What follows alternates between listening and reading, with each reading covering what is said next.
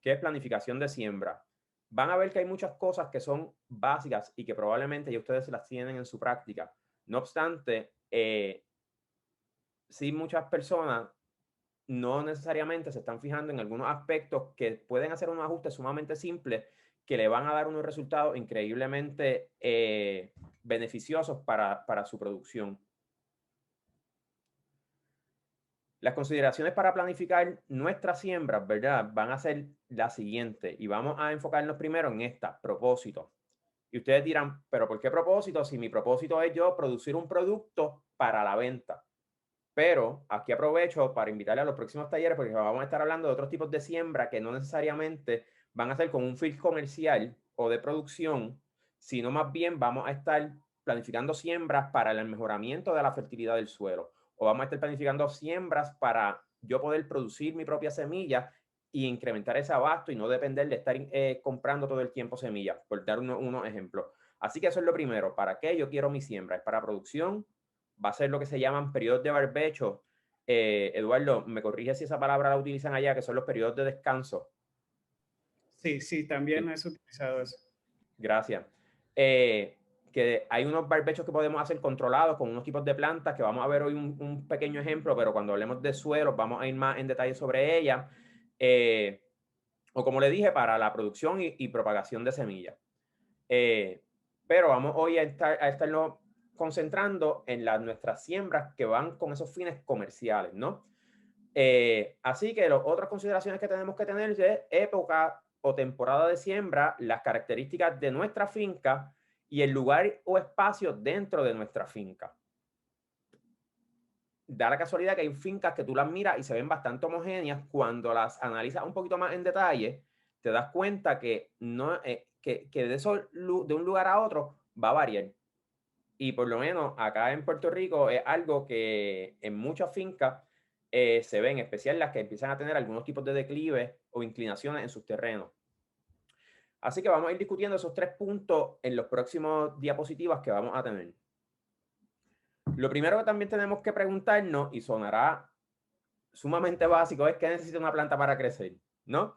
Y esto es algo que desde nuestros primeros grados de educación escolar nos lo están diciendo. Pues mira, para que la planta pueda producir su alimento necesita luz solar, necesita suelo o un medio de anclaje o de crecimiento. Incluí esto aquí más allá del suelo y pongo esa foto de ejemplo. Esa foto que ustedes tienen ahí es de uno de los participantes de nuestro programa en Islas Vírgenes. Se llama Tropic Hydroponics y esto es un sistema donde él produce, es cultivo hidropónico, pero eso le dicen Dutch Bucket, que eso, disculpen, ¿verdad? El nombre en inglés, no encontré una traducción en español, pero básicamente son esos cubos que están ahí llenos de este material que se llama perlita, que es un tipo de piedra que es bastante, que no pesa prácticamente nada, blanco, y por esas líneas blancas que están los tubos es donde se le están supliendo los nutrientes, ¿no? No obstante, también, no importa el tipo de medio, vamos a tener que usar consideraciones bien similares a las plantas que están creciendo en suelo, en especial referente a lo que es la luz. Agua, que es lo otro que necesitan, nutrientes y aire. Sobre el aire, no voy a ir en detalle, solamente voy a mencionar que muchas veces es importante que cuando hablemos de planificación de siembra, vamos también a hablar más adelante de lo que son distancias de siembra adecuadas entre cultivos y o entre estructuras que pueden haber, porque necesitamos que el aire corra bien para evitar que haya una humedad excesiva que muchas veces trae enormes problemas, en especial con lo que son enfermedades causadas por hongos. Luz solar. Pues miren, la mayor parte de las plantas necesitan entre 6 a 8 horas de luz solar y que sea directa. Por ejemplo, en mi experiencia profesional, por varios años yo trabajaba como consultor independiente y muchas veces iba a siembras de hortalizas donde las personas me decían, no, sí, mis hortalizas tienen estos problemas, pero cuando yo hablaba con la persona por teléfono, por ejemplo, me decían, no, ellas tienen luz.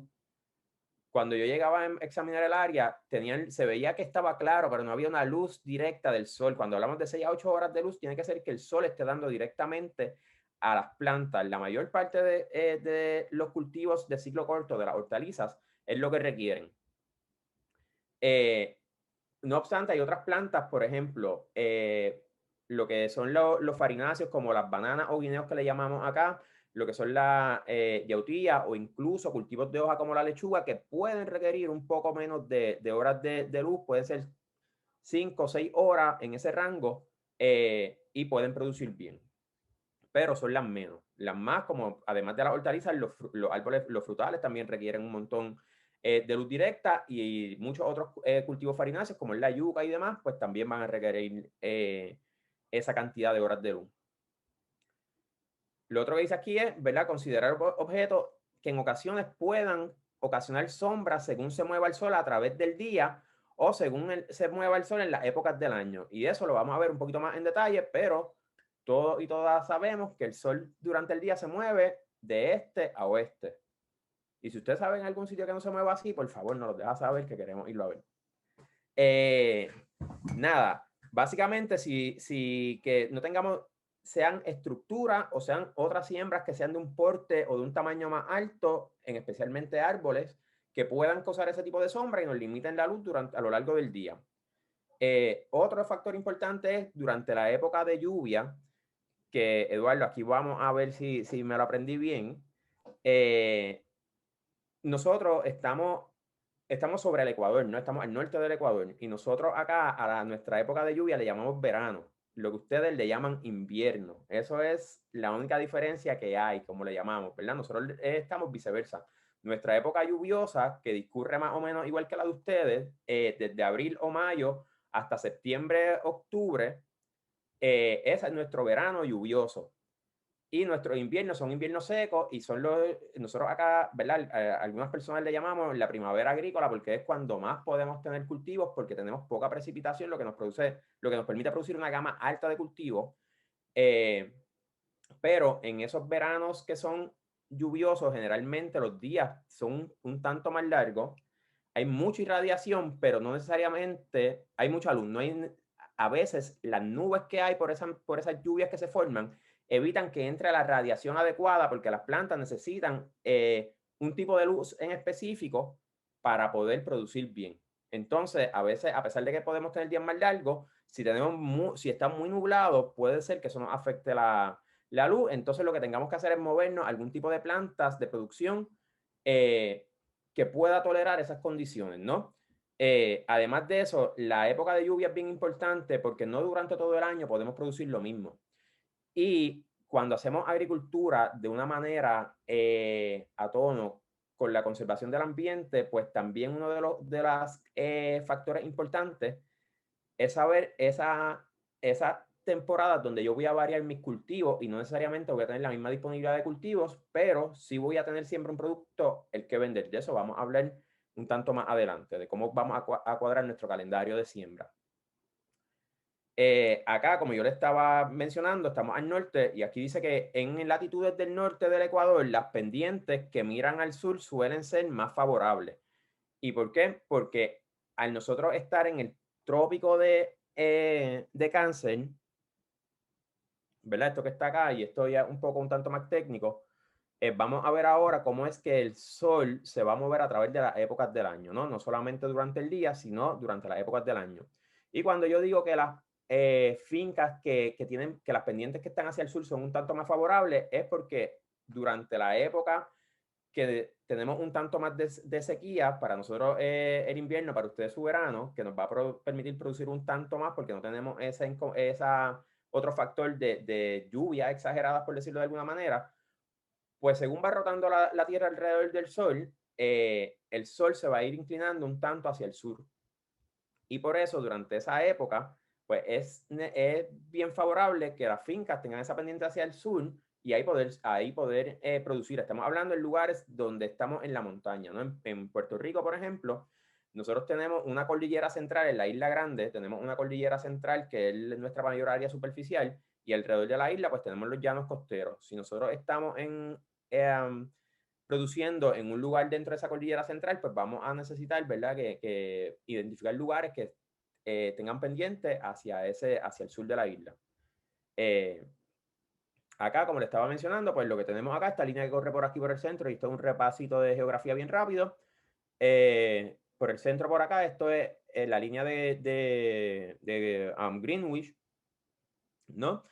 Lo que corre acá es el Ecuador, acá tenemos las latitudes, ¿no? Que son todas estas líneas que están por acá, digo, las longitudes, y lo que corre de esta manera, como estoy pasando mi cursor, son las latitudes. Como le mencioné, nosotros estamos en el trópico de Cáncer. Ustedes, Guatemala, están un poquito más cercana del Ecuador, están en la latitud 14 punto algo. Nosotros acá en Puerto Rico estamos en la 18 punto tanto también. Así que, básicamente, en cuanto a esto de temporalidad, de horas de luz y demás, pues tenemos un tanto de similitudes. Esto que está acá es un ejemplo de cómo se va moviendo el Sol a través del año en nuestro trópico, ¿no? Si miran, ese punto que está en el mismo centro, donde está esa persona, eso se llama el cenit. Y el cenit no es nada más que el punto más perpendicular desde el centro de un objeto hacia arriba. Y ahí vemos cómo se va moviendo el Sol en nuestro trópico. Así que como pueden ver, de junio hasta mayo, julio, abril, hasta casi agosto, son los puntos más arriba donde están. Luego que pasamos ese solsticio de verano, el 21 de junio, que es nuestro solsticio de verano, se va moviendo más hacia el sur hasta que en diciembre llega al punto más al sur y pasa lo que se llama el solsticio de invierno, ¿no? Que ahí nuevamente los días se empiezan a alargar. Y sabemos que el día más corto del año es ese 21 de diciembre y el más largo es el 21 de junio. Esto todo, ¿verdad? Le estoy dando un repaso y estoy entrando un poquito más en detalle de esto para que cuando vayan a ir ¿verdad? Para que lo tomen en consideración cuando estén diseñando esa siembra y entonces miren los objetos que puedan ocasionar ese tipo de sombra, ¿no? Y este movimiento del Sol, dicho sea de paso, pues se detectó en las culturas americanas desde cientos de años atrás, en especial por las culturas mayas, y ustedes muy bien saben que muchos de los templos mayas se observaban las diferentes posiciones del Sol y de acuerdo a eso se construía, ¿no? Esto que está acá, nada, es lo mismo. Ustedes saben que la Tierra en su eje de rotación tiene una inclinación y en esa imagen que tienen a su izquierda superior es como se vería nuestro Sol cómo se ve la Tierra, el Sol reflejado en nuestro trópico durante lo que es nuestro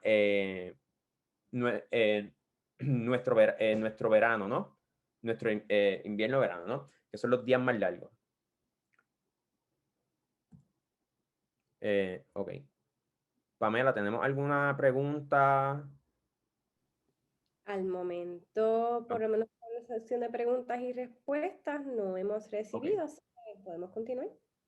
Ok, pues muy bien. Bueno, nada, acá pues, como le estaba diciendo, lo último que voy a hablar sobre esto es que en esta imagen que tenemos acá, a su izquierda superior, pues tenemos cómo se está moviendo, ¿verdad? La Tierra, sería cómo está irradiando la Tierra cuando nuestros días son más largos, que es desde ese 21 de diciembre hasta ese 21 de junio.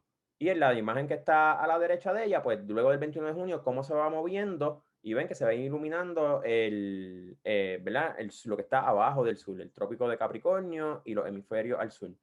El hemisferio completo al sur, no, disculpen. Y que me es curioso, y lo digo acá, ¿no? Que Ecuador, a pesar de, disculpen, Guatemala, a pesar de que está arriba de la línea del norte del Ecuador, pues entonces le llaman a las épocas como se le llama en el sur del Ecuador. Que cuando nosotros tenemos nuestro verano, allá es invierno y viceversa por la rotación de la Tierra, ¿no? Si hay algún tipo de pregunta o comentario con esto, pues ahora es el momento. Si no, vamos entonces a pasar a lo próximo que sería de las consideraciones y vamos a ir sobre el suelo o medio de crecimiento. En una No pregunta, entro en... Sí. Waris. Ajá. Nos pregunta Cristian Guzmán, ¿algún link o información de precipitación en la isla por pueblo o por municipio? Hay datos. Yo lo que vamos a hacer, Pamela, es que cuando se envíe el email, vamos a enviar algunos links y algunos otros archivos adjuntos para que la gente pueda obtener eso. No necesariamente esa data está por completo o es certera, ¿no? Hay una página que se llama, en el caso de Puerto Rico, se llama PRAG Water, PRAG Water, que es de un profesor de Mayagüez, y ahí tú puedes encontrar data que es bastante certera. Eso sí le quiero decir, ¿no? Muchas veces tú puedes comprar un pluviómetro y tenerlo en tu finca, de estos que son como de tipo de embudo, que son bastante certeros para ver tu localidad, puedes tenerlo y es bueno que lo tengas.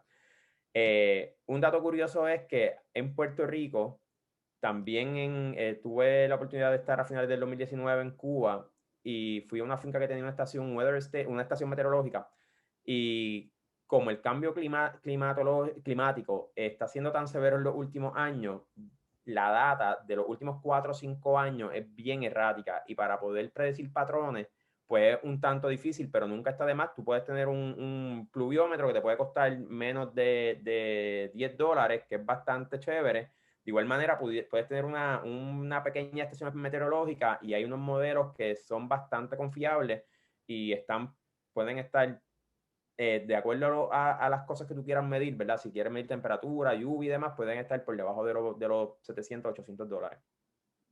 Waris, otro recurso que yo conozco que quizás no da una data ahí súper precisa con precipitación, pero sí te da un perfil general por municipio, es específicamente para los participantes en Puerto Rico, es con el Caribbean Climate Hub.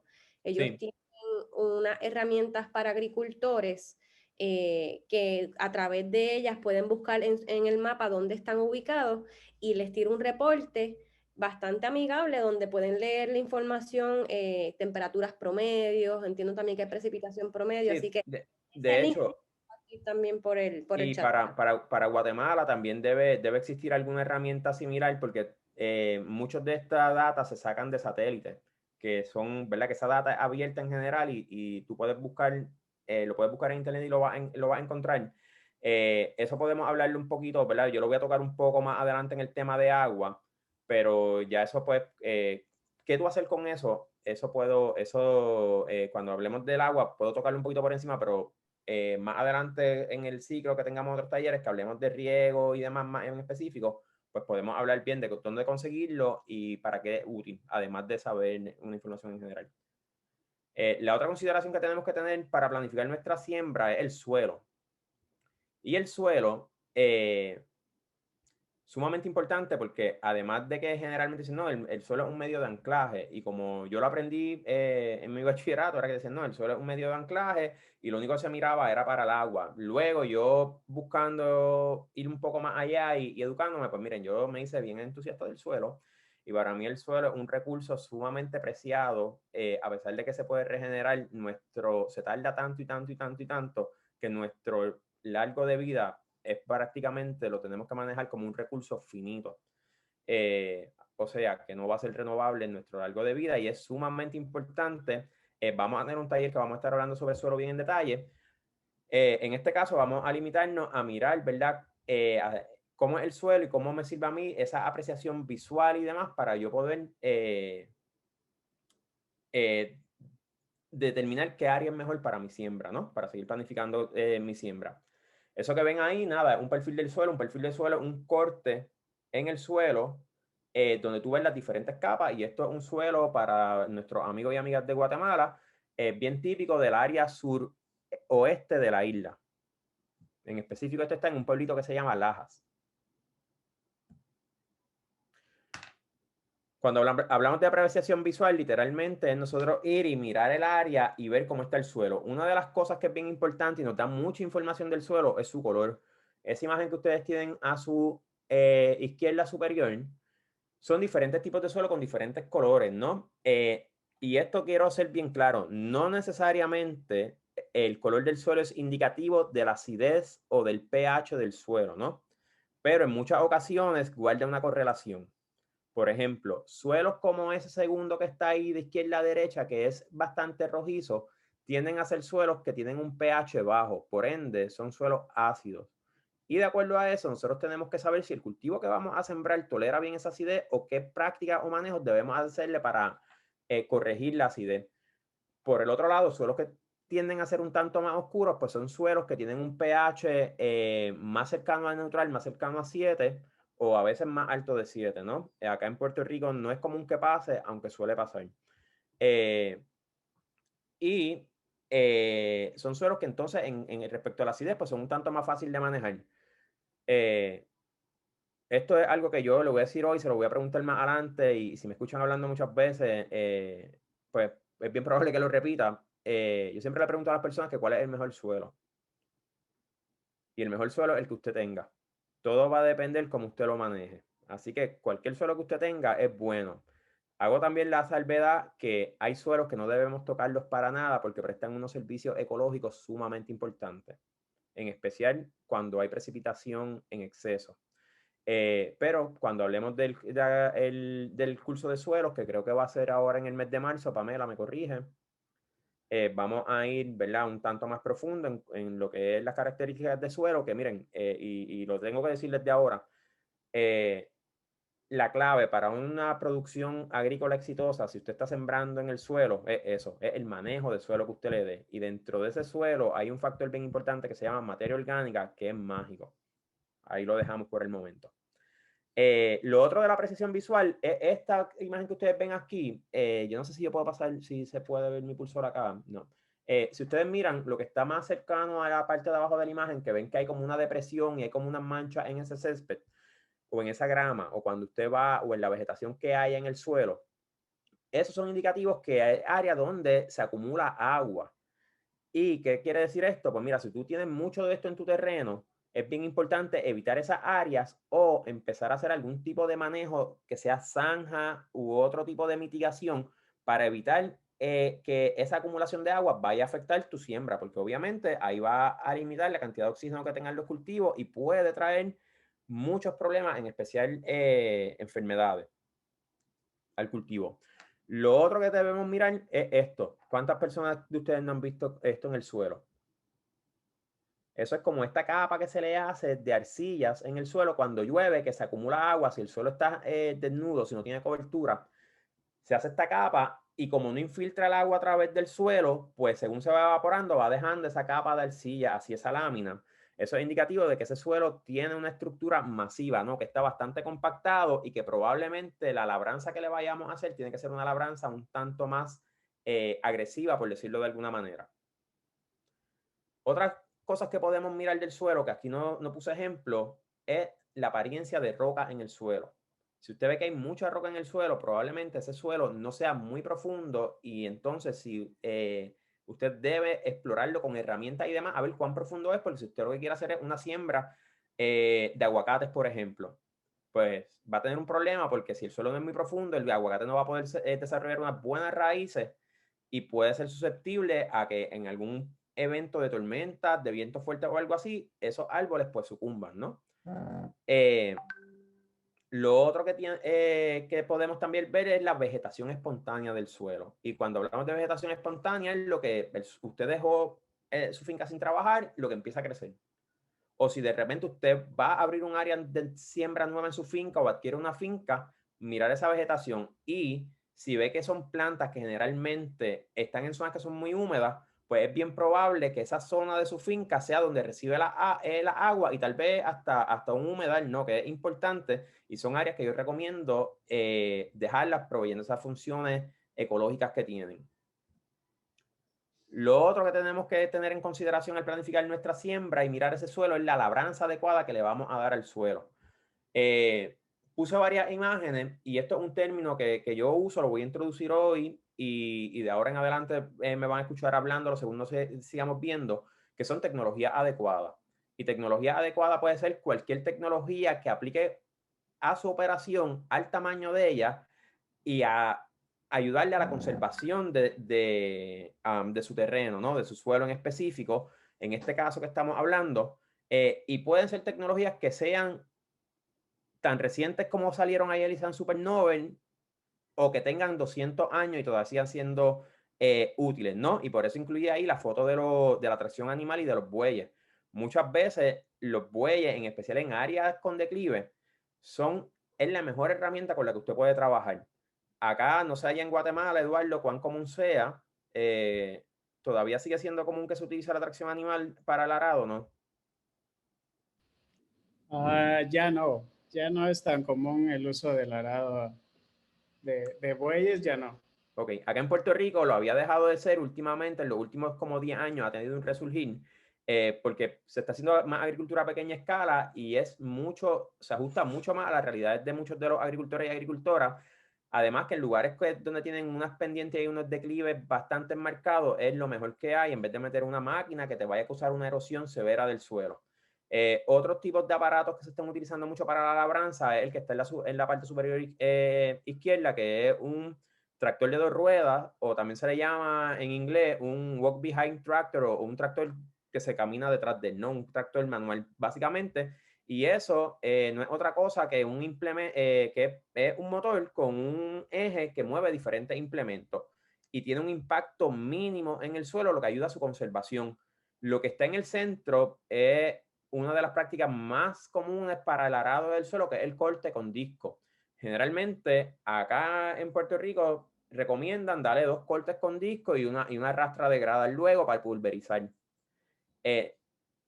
No necesariamente es lo que aplica para todos los suelos, y es bien importante tú conocer tu suelo, conocer la textura y cuán pesado es el suelo, para así trabajarlo de la mejor manera, de la manera más adecuada, que te promueva un buen desarrollo de las raíces, pero que a la misma vez conserve el suelo. Lo que quiero decir con esto, cuando hablemos de suelo vamos a ir sobre eso, que hay suelos que requieren una labranza más fuerte y otros una labranza más mínima.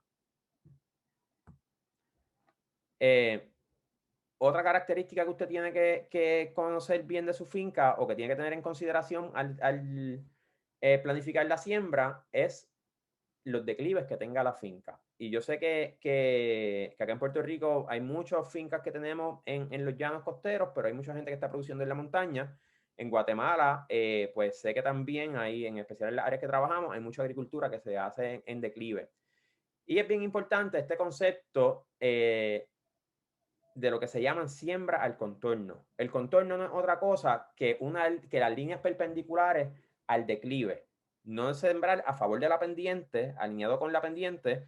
Acá en Puerto Rico se ve mucho y nada, tiene su raíz de empezar a hacer esto de esta manera, está bastante atada a la producción que teníamos de café en la década de los 80 y prácticas que se promovieron en aquel tiempo. Es detrimental para el suelo. La erosión, ¿sabes? Yo digo que a veces, que un día de estos, los pueblos que están en el centro de la isla, por lo menos acá, van a terminar en la costa por la erosión que hay masiva, y mucho de esto viene por esas prácticas que no son adecuadas. Sin embargo, cuando sembramos al contorno, y sí sé que no conozco exactamente el caso de Guatemala, pero en América, en Centroamérica y gran parte de América Latina, es bastante común que las siembras se hagan hacia el contorno y alineándolas horizontales a la pendiente para evitar esa erosión. Vamos a hablar un tanto más de eso cuando hablemos de suelos, yo lo voy a explicar cómo ustedes lo pueden hacer de una manera bien simple y con un instrumento que no le va a costar prácticamente $10 como mucho. Así es como el uso de la siembra al contorno en la parte, y quise incluir esta imagen acá a la parte derecha superior, que si miran son siembras de hortalizas en declive y están completamente marcadas al contorno. Son declives que son un tanto más agresivos, pero la foto que está abajo la quise incluir porque vean, eso es una finca que prácticamente si tú la miras de lejos, tú dices, ah, no, esta pendiente o este declive que tiene no es necesario hacer esta práctica, pero sí. Ya si tu declive empieza a ser de más de un 5%, de un 5%, 6%, es más, hasta un 4%, es bien aconsejable empezar a hacer este tipo de prácticas de siembra del contorno. Trae unos beneficios inmensos a la fertilidad del suelo y a la conservación de agua. Y además de eso, le da una apariencia estética a la finca bien bonita, ¿no? Y como nosotros también dentro del programa queremos promover esa parte del agroturismo, pues esto es una práctica que tiene ese valor añadido, por decirlo de alguna manera. Lo otro, para el control de erosión y manejo de correntías, que es bien importante, esas correntías del agua. El agua tiene un poder destructivo a la correntía brutal, que muchas veces nosotros no lo podemos percibir porque no tenemos ese ojo microscópico para ver todo lo que se puede llevar. Pero bien sabemos que cuando tenemos eventos de lluvia alta, en especial en tormenta, tenemos esos deslizamientos, esa creación de cárcavas profundas en muchos de nuestros suelos y demás. Y por eso siempre es bien importante hacer un sistema de zanjas. Hay diferentes zanjas, ¿no? Hay zanjas que son zanjas secundarias que recogen el agua, la dirigen a una zanja primaria. Tenemos zanjas de infiltración, como son las que están en el dibujo a su izquierda y demás. Lo importante es saber que tenemos que construir la zanja. Es ideal siempre, no importa donde usted esté sembrando, recoger las aguas de escorrentía y poderlas redirigir. En mi caso, es algo que yo cuando siembro siempre hago y da unos beneficios brutales. Y pongo este ejemplo, no necesariamente solamente con la lluvia. Hace como 2 o 3 años atrás, en una siembra que yo tenía para un curso que yo enseñaba, hubo un problema y se rompieron unas tuberías. Y si no llegase el porque nosotros teníamos zanja, nos hubiésemos quedado sin casi una cuerda que teníamos en producción. Porque estuvo toda la noche una cantidad sumamente alta de agua. Así que las zanjas son también una práctica fundamental para el diseño del área en su siembra. Y muchas veces son prácticas que usted hace de una manera permanente y luego lo que tiene que hacer es dar un tanto de mantenimiento a lo largo del año para que sigan funcionando. La otra que tenemos que considerar es nuestra fuente de agua. Y hoy en día el agua sigue siendo un factor sumamente importante para la producción.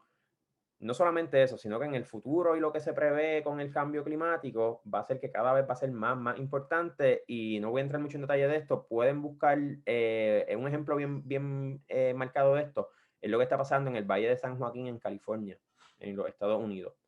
Tener una fuente de agua constante es sumamente importante porque sabemos que si no tenemos agua no vamos a poder producir.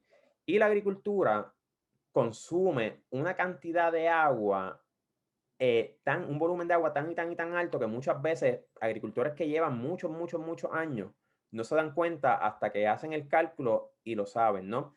Y lo pueden visualizar, ¿no? La agricultura consume una cantidad de agua gigante y dependiendo del cultivo va a depender cuánto consumimos. Ahorita que preguntaron sobre los datos de precipitación y demás, pues miren, es bien importante, y eso lo vamos a hablar luego porque un tanto en otros de los talleres, porque es un tanto más específico. Ya existen fórmulas que usted puede saber cuánta, y eso se llama agricultura de precisión, cuánta cantidad de agua necesita el cultivo para que usted se la ponga exactamente en las diferentes etapas de su crecimiento y producción para tener una producción óptima. Y esto es tan importante que si usted pone un tanto menos de agua, un tanto más, puede tener unas pérdidas económicas, no solamente por la producción del cultivo, considerables anualmente, ¿no? O en su ciclo de siembra, ¿no? Lo otro que es bien importante, además de ese abasto de agua, que como conversaba con Eduardo esta mañana, en Guatemala pasa igual que en Puerto Rico, que la mayor parte de las fincas dependen de pozos profundos. El problema muchas veces con los pozos profundos es que no tienen una recarga de lo que extraemos y podemos agotarlo y podemos llevarlo a una condición que no se puedan seguir utilizando.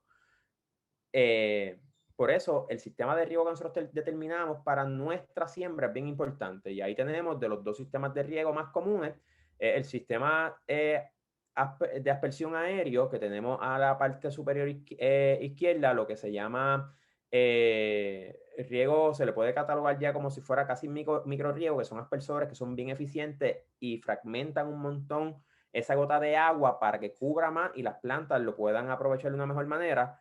El que tenemos al centro es un riego bien común que se usa por décadas ya, que es el riego de cañón, pero es un riego que yo no recomiendo. Primero, no lleva el agua necesariamente a donde debe llegar, no distribuye el agua de manera pareja, es poco eficiente en el manejo de agua. Además de eso, cuando esas gotas de agua caen al suelo, el impacto que tienen y la erosión que causa es significativa. Y lo que tenemos en la parte al fondo de la derecha es el riego más eficiente que existe hasta el momento, ¿verdad? Que sea costo accesible, que son las líneas de riego por goteo, y esto lleva la gota de agua literalmente al pie de la planta, donde están sus raíces, donde mejor la planta lo va a aprovechar, ¿no? Así que es el más recomendable para sus prácticas, pues siempre va a ser el riego por goteo. Puede ser que de principio tenga un costo un poco alto, pero todos estos materiales, aunque no parezcan, son reusables. Y hay muchas veces gente que usa la línea de tape, la quitó y la botó, causa un problema de desperdicios sólidos, pero esas líneas de tape de irrigación por goteo, yo he tenido líneas de esas que las he usado básicamente por casi 4 o 5 años. Siempre las mantengo, ¿verdad? Libres de maleza, y cuando termina la temporada de siembra, lo que hago es que las recojo, las guardo, las enrollo, ¿no? Las guardo y las vuelvo a utilizar. Así que eso es importante. Lo otro con el riego es que tienen que siempre planificar las horas de riego. Y yo siempre les digo que las mejores horas de riego, por lo menos en mi experiencia, son horas que pueden ir más o menos como desde las 7, 8 de la mañana, dependiendo de la época del año, a no más tardar de las 2 de la tarde. Es mi recomendación. ¿Por qué? Si estamos usando el riego por goteo, si estamos usando el riego aéreo, deben evitar las horas de mucha radiación, ¿verdad? Esas horas cercanas al mediodía deben evitarlo. Pero el riego por goteo se debe dar entre ese periodo porque todavía a las 2 de la tarde muchas veces nos queda la cantidad de luz solar necesaria para evaporar agua que sea en exceso. Porque si dejamos agua que haya en exceso, pues vamos a tener ahí un buen ambiente para que se propaguen enfermedades, en especial los hongos, que son bien amigos de esa humedad.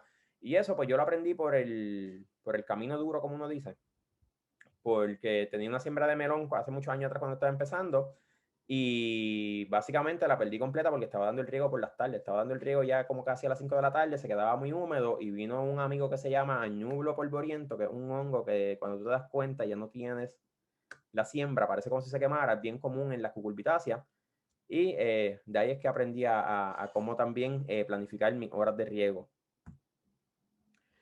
Acá los dos ejemplos que estábamos hablando de cuáles son los abastos generales de agua o más comunes, los pozos profundos, que es el que tiene a su derecha, y lo que tienen a la izquierda son las charcas de retención de agua o los ponds o los estanques de retención de agua, que son bien útiles, muchas veces son más costo efectivos que tener un pozo profundo y operar un pozo profundo.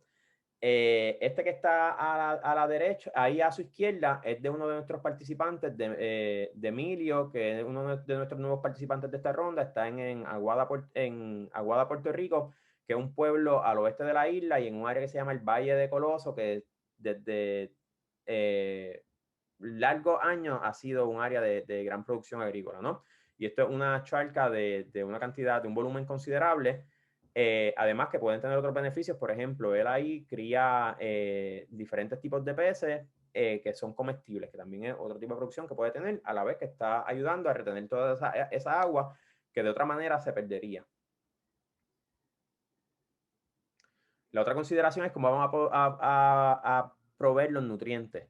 Y aquí esto es bien importante y voy a mencionar que una de las cosas que tenemos con los nutrientes, además de esa apreciación visual que hablamos del suelo y demás, si usted tiene accesible hacer un análisis de suelo, lo que se llama un paquete básico de fertilidad de suelo, puede usted entonces saber qué le vamos a poner a los cultivos, qué es lo que necesita, porque muchas veces te dicen, mira, yo voy a sembrar tomate. Ah, pues mira, toma este paquete de fertilizante, le va a poner esto en este momento, esto en el otro, esto en el otro, y no necesariamente es lo que usted necesita. Muchas veces cuando sabemos bien qué es lo que tiene nuestro suelo, sabemos lo que le hace falta y en qué cantidad podemos ponerlo. ¿En qué se traduce esto? Se traduce en menos costos operacionales y en un impacto ambiental limitado.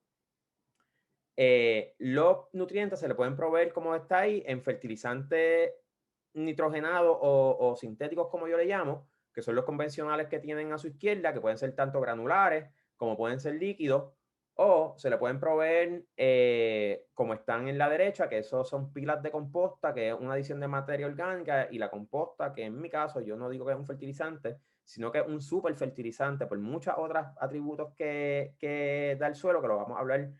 Vamos a ir sobre eso cuando hablemos de suelo, pues es una fuente considerable y con un potencial de transformar ese suelo con el que usted está proveyendo.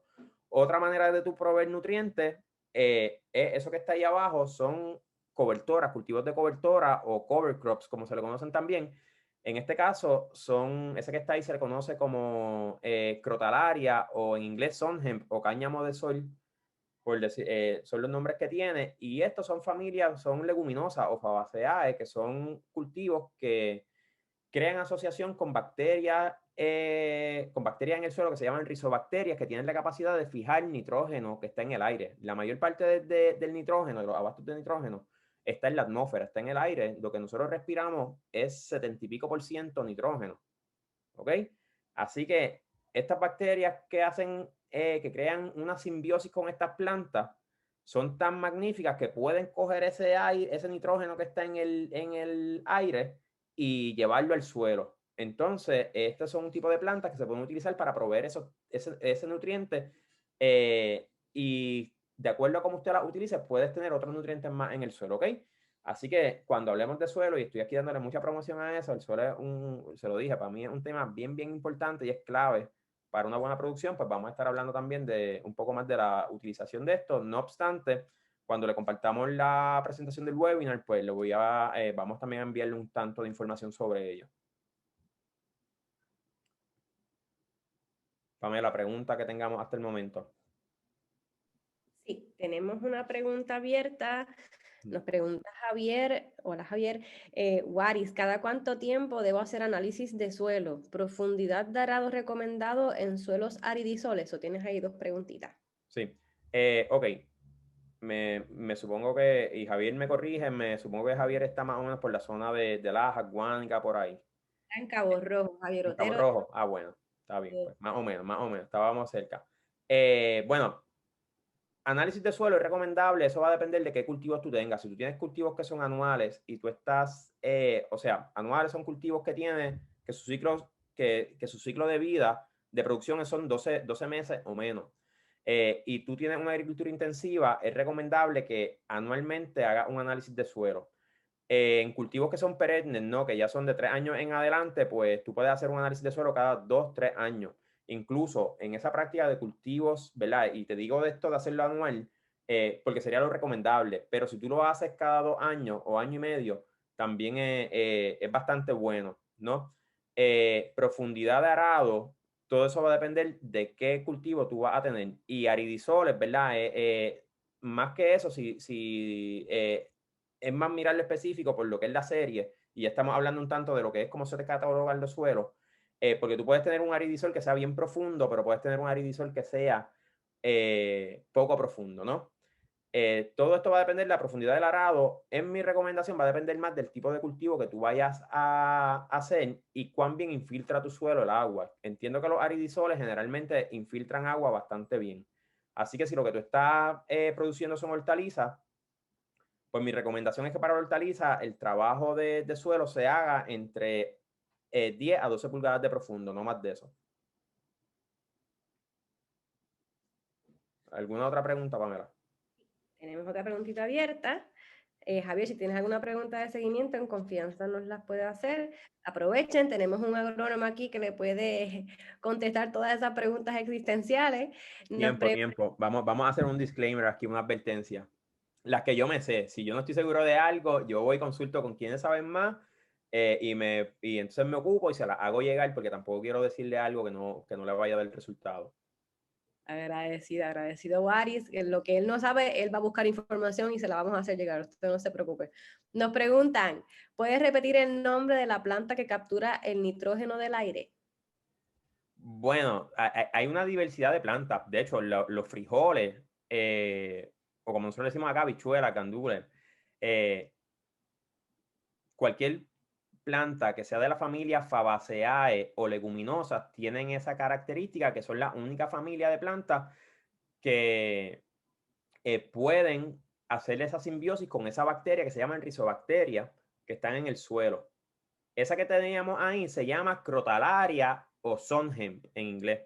Acá en Puerto Rico y en muchos otros lugares también, porque lo he visto en América Latina, es bastante popular otra que se llama Canavalia, que tiene un crecimiento diferente, pero es eso. Y de los cover crops o cobertoras, eso es un mundo y es una industria gigante en otros países. Por ejemplo, en Francia hay asociaciones de cover crops. Y tú puedes ir a lugares de internet que hay proveedores que de acuerdo a lo que tú quieras utilizar el cover crop, te hacen una mezcla de semillas y te la envían. Porque también se pueden utilizar para mejorar la estructura del suelo, como, ¿verdad? Eso es lo que se le llamaría arado biológico. Bueno, vamos por ahí, Pam, que ya nos queda media hora. Estamos bien, así que por ahora continúe por ahí. Ok. Lo otro bien importante es que después que usted, ¿verdad? Tiene todo eso planificado, sabe qué cultivo usted quiere sembrar, pasó por esos pasos, hizo esa evaluación, construyó la zanja, hizo todo. Antes de empezar a hacer la labranza del suelo, cuando yo lo recomiendo, es que usted haga los semilleros. Pero antes de yo hacer mi semillero, si usted va a hacer siembra por trasplante, o si va a hacer siembra directa, también tiene que tener esto bien en consideración, es la selección de semilla. ¿Qué semilla yo voy a utilizar de este cultivo? ¿Y qué semilla es la mejor para mí? No necesariamente porque sea la más popular o por la más que me recomendaron. ¿Cuál es la que se, cuál es la que se acerca más a mis realidades como productor o como productora? Y de semillas vamos también a tener un curso que va a ser el tercero, que va a ser bien bueno, que vamos a hablar de producción y conservación de semillas y también de selección para usted que pueda seleccionar una calidad de semilla que sea la que más se ajusta a sus realidades y le facilita el trabajo, por decirlo de alguna manera. Así que esa va a ser nuestra tercera clase, Pamela. ¿Sí? Que debe estar pasando más o menos en el mes de marzo. Así que pendientes con eso. Ahora lo que yo voy a estar explicando un poco es en selección de semillas lo que son las variedades, que son variedades puras, variedades ancestrales o heirlooms también, que sé que también en Guatemala se conoce el término, y lo que son variedades híbridas. Variedades puras son ya variedades que están establecidas, que si yo sembré este maíz o esta berenjena o este tomate, yo puedo seleccionar semillas y lo siembro y va a ser la misma variedad siempre. Esas son variedades que ya son puras y no importa cuántas veces yo le saque semillas, siempre se va a mantener igual. Dentro de esas variedades puras también tenemos lo que se conoce como variedades ancestrales o heirloom seeds, que son variedades que son, como dice la palabra, ancestrales, que se vienen ya utilizando esas variedades por cientos o tal vez hasta miles de años. Y en Mesoamérica, ¿verdad? Donde está Guatemala, es bien interesante porque ahí, ¿verdad? Es cuna del maíz y hay unas variedades de maíz brutales que por lo poco que sé, no son tan sembradas como antes, pero son importantes preservarlas porque son patrimonio y muchas veces esas semillas son las que realmente están adaptadas a nuestra zona y nos facilitan la producción. Eduardo, ¿cómo es que se llama la participante que tenemos ahora en la zona de allá que está buscando que se preserven, por ejemplo, esas variedades de maíz para su producción de tortilla? Sí, es el comalote. Y comalote. Y yo siempre invito y le digo, las semillas son patrimonio de la cultura y también de la humanidad, así que en la medida que podamos conservar esas variedades es bien importante hacerlo y son variedades que tienen la capacidad y la resiliencia para bregar con todo lo que está pasando y todos los retos que va a tener la agricultura en base al cambio climático, ¿no? Así que esas son semillas ancestrales que usted las puede ver en los catálogos de semillas. Si escucha, si ve el término, eso que está ahí. Lo otro son variedades híbridas y variedades híbridas generalmente van a decir, si usted ve el nombre de una variedad, ejemplo en Guatemala, Retana F1, que es un tomate que tipo plum, ¿verdad? Para salsa, que al parecer es bastante conocido allá. Pues eso es una variedad híbrida. ¿Y qué es F1? F1, esto es un término que se utiliza en genética, ¿no? Allá cuando Mendel, el monje, estaba allá en el monasterio y se puso a hacer cruces y demás y empezó con todo esto y se dio cuenta que era lo que pasaba y sentó las bases, pues para el estudio de la genética, que hoy en día pues, es sumamente importante y que tiene unas aplicabilidades que cada vez son más increíbles. En cuanto a agricultura, pues es bien importante porque cuando nosotros empezamos a hacer selección de esa genética, a base de la apreciación visual, es cuando la agricultura empezó a evolucionar y la civilización con ello, ¿no? Porque fuimos nómadas hasta que aprendimos a hacer agricultura y tengo que reconocer que en ese caso, más allá de decir ser humano, a quien se le atribuye y quien realmente tiene ese crédito son las mujeres, ¿no? Por empezar a hacer ese tipo ¿verdad? Por domesticar los granos y poder empezar a hacer agricultura, que es lo que siembra la base para la civilización y que hoy por hoy sigue siendo la base de cualquier país y de cualquier sistema, ¿no? Porque sin alimentos no podemos vivir. ¿Sabes? Por más simple que suene, así de importante es. Pues variedades híbridas, cuando hablamos del F1, es que nosotros cogemos dos parentales, dos plantas del mismo cultivo, con diferentes características, y las cruzamos para crear una variedad que tenga esas características. Y aquí voy a hacer un paréntesis, y esto en fitomejoramiento, que es la ciencia que se encarga de mejorar el cultivo y producir este tipo de variedades, puede ser que no solamente sea 2 y 2 y ya, puede ser que sean una línea de cruce hasta que llegamos a ese híbrido que queremos, ¿no? Pero para dejarlo en términos simples, es como si yo cogiera dos parentales que están acá, el rojo y el amarillo, y produzco esa variedad híbrida que es anaranjada, que es lo que se llama F1. En este caso, lo que queríamos cambiar era el color, pero usted puede tener un híbrido que sea tolerante a la sequía, o que sea tolerante a X enfermedad, o puede tener un híbrido que sea de mucha producción. Generalmente cuando tenemos híbridos de mucha producción, tienden a ser menos resistentes a plagas y enfermedades y son mucho más dependientes a estar utilizando insecticidas, plaguicidas en general, plaguicida es la palabra correcta en español, plaguicida en general, y muchas veces son bien demandantes de altas cantidades de nutrientes o de fertilización. Eso pasa cuando generalmente tenemos híbridos que son para mucha producción, que lo que buscamos es incrementar la producción. ¿Qué pasa con esto? Que nosotros no podemos preservar nuestra semilla y no podemos hacer selección de esas plantas que se acoplan más a lo que son nuestras prácticas y nuestras realidades de nuestra finca, ¿no? Y esa imagen que tienen abajo, que es de tomate tipo cereza, es de un tomate híbrido. Cuando se seleccionó semillas, vean la diversidad de cultivos que salieron. ¿Por qué? Porque lo que pasa es que no es una variedad que está establecida, que entonces tiende a parecerse a algunos de los parentales, y usted no va a tener una siembra, por ejemplo, que su producto sea uniforme, y para cuestiones de mercadeo eso va a ser un problema. Igualmente, cuando si usted le saca semilla a esa F1, ¿verdad? Pues no va a tener una producción tampoco alta. Por tanto, si usted, yo no le estoy diciendo no lo haga, mi recomendación es que de cultivos que usted pueda hacer selección de semillas, si usted tiene la capacidad de hacerlo, use variedades que sean puras o que ya estén establecidas, ¿no? Por ejemplo, si usted tiene otro tipo de producción, acá en Puerto Rico, igual que en Guatemala, que no tenemos un invierno marcado donde hay nevadas, por ejemplo, por periodos largos que los cultivos se van en lo que se llama dormancia. Pues, por ejemplo, la zanahoria, acá es bien raro, a menos que no se adapte, que tú puedas sacar de semilla. Pues en ese caso, a mí no me importaría utilizar un híbrido, ¿no? Otros cultivos, por ejemplo, la cebolla, otro ejemplo. En mi caso bien particular, yo era con la lechuga. La lechuga a mí no me interesaba sacar semilla porque para mí era una inversión de tiempo muy grande. Así que si yo tenía que usar una variedad que fuera híbrida, no me importaba porque siempre iba a traer semilla de fuera, ¿no? De fuera de mi producción. Así que eso usted lo determina en base a cuáles son sus realidades y sus prácticas, lo que sea más eficiente para ustedes. Lo otro que hay son variedades mejoradas, y ese muchacho que está ahí con el sombrero está bien contento porque miren esa mazorca de maíz que está ahí, qué linda. Pues eso es una variedad mejorada de maíz que se llama Salud y ya está establecida. Una variedad que se cruzaron diferentes variedades de maíz, pero se estableció y se siguió haciendo selección de las que tenían unas características en específico hasta que ya es una variedad que está establecida, y de ese maíz yo podía sacar semilla y sembrar nuevamente y iba a tener lo mismo.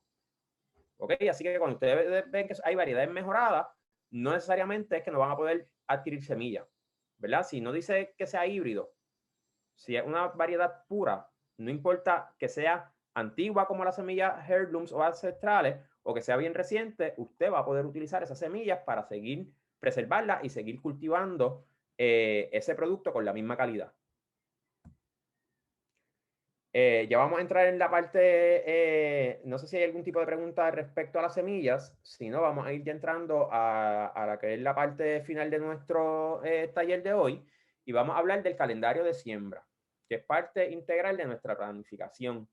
Y una de las cosas que yo le puedo decir a ustedes, no solamente en los aspectos agrícolas, sino en otros de mi vida, es que yo he pagado las consecuencias a veces por no tener una buena planificación, y eso es bien importante, tener un orden y planificar las cosas adecuadamente, en especial en la agricultura. Sobre todo llevar un registro, porque ese registro que yo llevo, a veces sé que, ¿verdad? Estamos trabajando en la finca, es duro y demás, pero en la medida que usted pueda tener un registro que vaya ahí al detalle, le va a ayudar mucho a mejorar su producción y ahorrar mucho tiempo de tarea en un futuro. Así que vamos a hacer nuestro calendario de siembra. Dice ahí que es clave para mantener un abasto constante de producto. O sea, si nosotros tenemos no importa el tipo de mercadeo, si lo suplimos a supermercados, a tiendas locales, si usted mismo lo distribuye, si usted tiene un proyecto de agricultura apoyado por la comunidad, lo que sea, es bien importante siempre mantener una constancia de producto. ¿Qué consideraciones nosotros tenemos que tener? Pues el volumen de disponibilidad y demanda. ¿Qué quiero decir con esto? Que siempre es bueno ver cómo se está comportando el mercado, la producción que haya referente a la producción, porque no queremos a veces que de repente todo el mundo esté produciendo zanahoria y el precio de la zanahoria se ponga sumamente bajo. A menos que usted no tenga un acuerdo, por ejemplo, y hablo de acá de Puerto Rico, que es lo que sé, uno de mis mejores amigos produce cilantrillo o cilantro. Para la época de lluvia, el precio del cilantro sube brutalmente acá. Para la época, digo, exacto, sube un montón porque la gente que no tiene sistemas protegidos, como tipo, ¿verdad?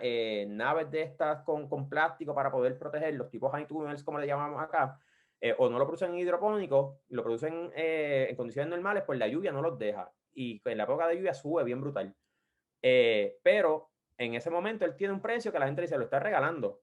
Cuando hay abundancia, él mantiene el mismo precio porque él le vende a unas cadenas de supermercado y ya lo tiene establecido.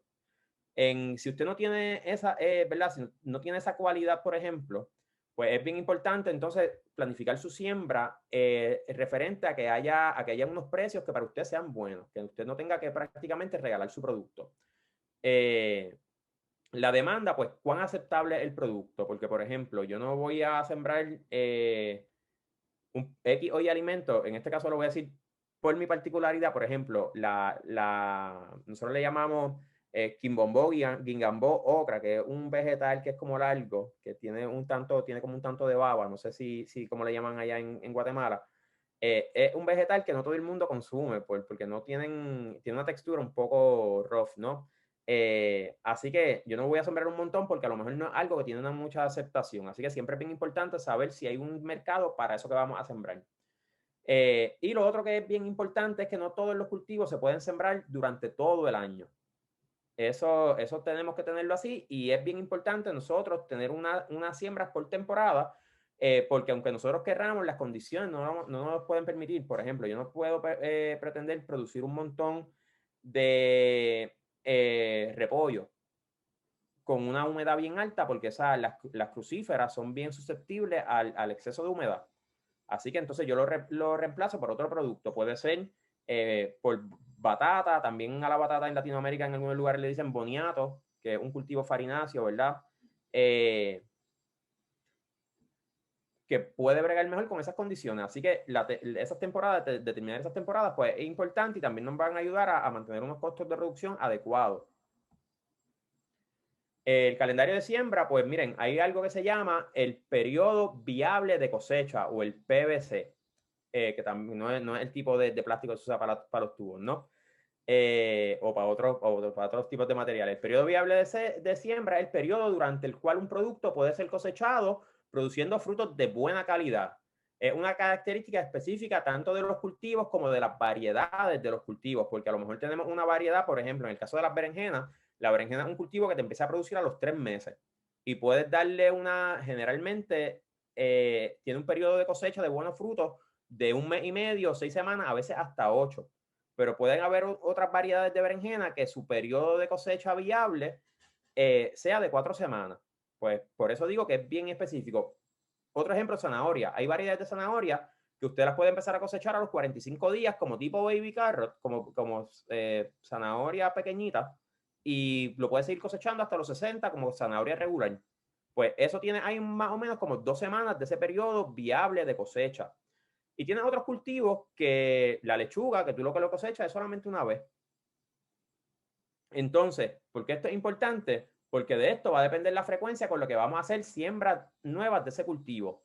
Si nosotros estamos sembrando en semilleros para luego trasplantar y yo sembré berenjena, vuelvo con el mismo ejemplo, pues esa frecuencia con la que yo voy a hacer esos semilleros de berenjena es proporcional al periodo de cosecha viable de cosecha. Por ejemplo, cuando mi berenjena, ¿verdad? Si yo quiero tener unas berenjenas que las quiero poner en cosecha constantemente, yo sé que el periodo viable es de 6 semanas. Pues yo hice semillero hoy, día 0, de las berenjenas, las llevé al campo, hice esos primeros semilleros. Luego de 6 semanas, yo tengo que volver a hacer otro semillero más, porque sería el día 0 cuando ese primer periodo de siembra, de esas primeras que yo tiré, se acabe, ya las próximas que tiré 6 semanas después de ese primer lote van a estar entrando en producción y yo voy a mantener una producción constante. Con la lechuga, si yo voy entonces a sembrar lechuga, el ejemplo, ya yo sé que yo tengo que hacer semilleros de lechuga o siembras nuevas de lechuga semanalmente o cada 2 semanas para seguir cosechando ese cultivo constantemente. ¿Me siguen? ¿Sí? Ok. Y este periodo viable de cosecha es bien importante para las rotaciones de cultivo. El otro concepto que yo quiero mencionar aquí es lo que son los cultivos intercalados o policultivos. Y esa foto que tienen a su derecha, que tienen aquí en su pantalla completa, ven una finca que está diversificada y tiene diferentes lotes con diferentes cultivos. Incluso tiene unas áreas de árboles que pueden ser tanto árboles de los mismos que están alrededor del bosque o pueden ser también siembras de frutales. Y esto es bien importante porque las asociaciones de cultivos, que vamos a hablar de ellas en los próximos talleres, o cultivos intercalados, te dan un montón de ventajas como estas que están acá. Se incrementa la estabilidad y productividad del agroecosistema, mayor protección del suelo, menor incidencia de maleza, manejo eficiente de la fertilidad, mayor rendimiento por unidad de área. Por ejemplo, si yo tengo una cuerda sembrada completa solamente de maíz, yo voy a cosechar más que el maíz. Pero si en esa cuerda de maíz yo sembré también frijoles, porque caben dentro del maíz y tienen un periodo de cosecha diferente, pues no solamente voy a estar cosechando maíz, sino voy a estar cosechando también frijoles y por unidad de área va a ser una producción mayor. ¿Qué yo tengo que entonces tener en consideración para poder hacer estos policultivos? Digo, y miren, esto estoy yendo bien por encima, esto tiene un montón de ventajas brutales que vamos a ver en los próximos talleres. Cuando usted lo va a hacer, que va a intercalar los cultivos o va a hacer lo que se llama policultivo, las consideraciones que debe tener. Determinar cuál va a ser el cultivo principal y cuál van a ser los secundarios. El cultivo principal, por ejemplo, y esto es un ejemplo que lo uso aquí en Puerto Rico porque es bastante común y en Latinoamérica también, que es lo que le dicen las 3 hermanas, que es calabaza, frijol o habichuela en el caso de nosotros, y maíz. Pues el cultivo principal sería el maíz, ¿no? El frijol y la calabaza ya pasan a ser cultivos secundarios. Entonces, vemos que tengan patrones de crecimiento diferentes, porque si tenemos 2 cultivos que me van a crecer igual, pues entonces van a estar compitiendo por espacio, por luz y demás, y no se van a desarrollar bien. Además de esto, que el tiempo de cosechar cada uno sea diferente. En este caso de la calabaza, maíz y el frijol, vamos a cosechar primero el frijol. El frijol también le va a aportar un tanto de nitrógeno al suelo, porque puede fijar ese nitrógeno también, porque es una leguminosa. La calabaza, según va creciendo después que cosechamos el frijol, va a ir tapando el área, va a reducirnos la cantidad de deshiervo que tenemos que hacer o de aplicaciones químicas para el control de maleza que no son para nada buenas a la salud humana ni al medio ambiente, ¿no? Están directamente relacionados, ¿no? Y una vez cosechemos ese maíz, pues ya la calabaza ha cubrido todo y vamos a poder cosechar esa calabaza. Esto es hablándolo en un tanto más grande, pero dentro de los mismos bancos de siembra podemos hacer ese intercultivo, ¿verdad? O cultivo asociado. Lo que también es importante es que tengan requerimientos similares de agua y de nutrientes, porque si no va a ser un dolor de cabeza para nosotros poderlos manejar. Y si pueden ser de familias diferentes, mucho mejor, porque entonces no comparten plagas y enfermedades. Y si a uno de esos cultivos me le da alguna plaga, los otros no se me van a enfermar. Por ejemplo, miren, voy a ir un poco hacia adelante y luego viro esto que está acá. Esas fotos son fotos mías de proyectos que yo he trabajado, y esa que tienen a su izquierda, ahí tienen berenjena, tienen hay col rizada, hay repollo, en la próxima hay calabacines.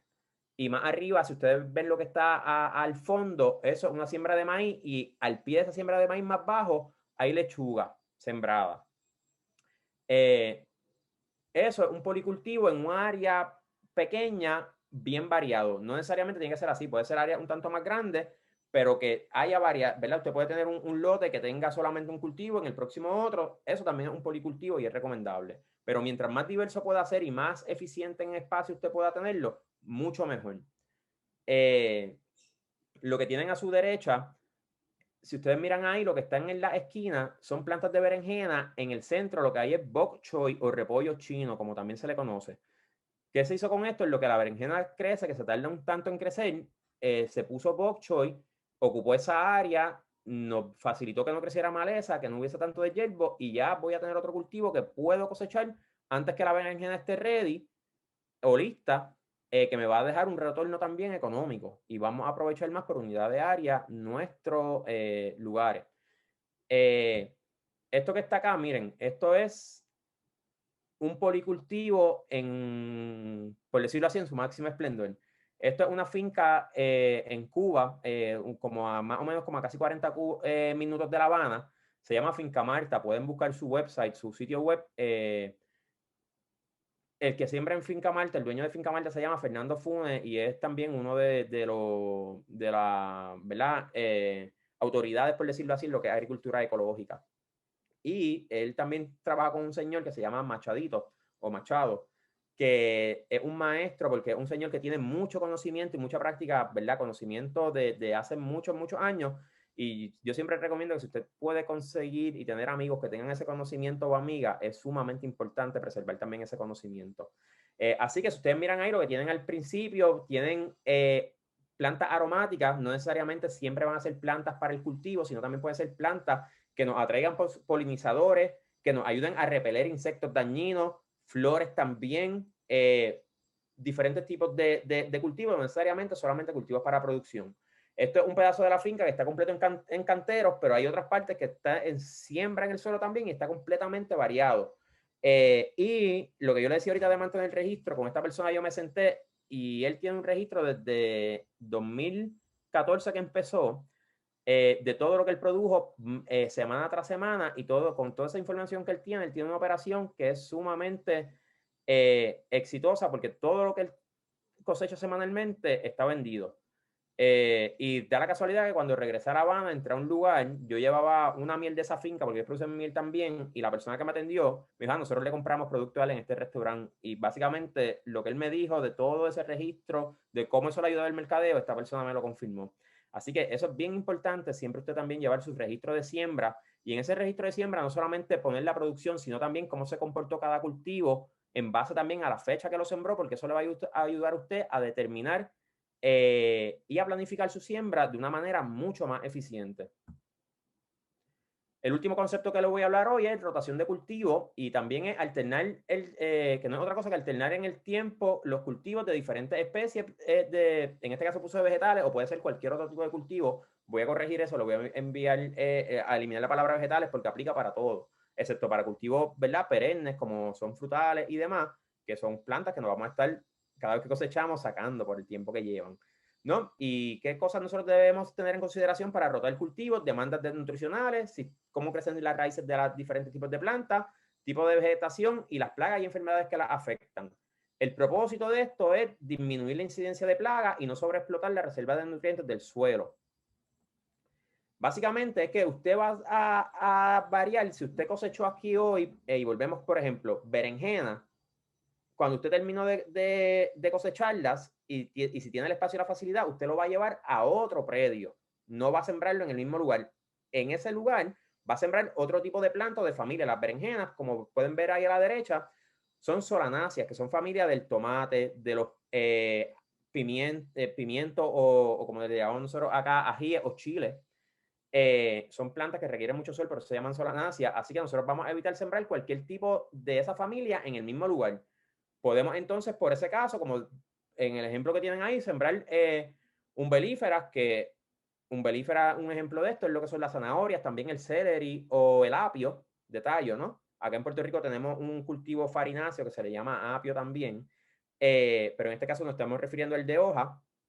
Puedes sembrarlo, puedes sembrar también liláceas, que está ahí la cebolla, y diferentes familias. Esto que tienen acá, como dice ahí, una rotación por familia. Vamos siempre a variar la familia, el del otro tipo de rotación que usted puede hacer. Además de estar variando la familia, es también por el tipo de parte de la planta que se cosecha. Si son las hojas, si es fruto, si es la raíz, pues también eso es importante porque de acuerdo a eso va a tener diferentes demandas nutricionales. Lo otro que es importante, siempre que usted pueda, trate de incluir una leguminosa en su rotación. Eso era una práctica bien común ¿Qué pasaba en la agricultura hasta que adoptamos este modelo industrial de producción que es un tanto loco y que es sumamente extractivo de los recursos y agota el suelo así? Nada, básicamente estos son los conceptos, esto es una base de conceptos y de principios que yo lo que los invito es a ustedes a que nos escriban y más que eso, pues busquen información. Yo espero haber sido bastante específico en lo que expliqué.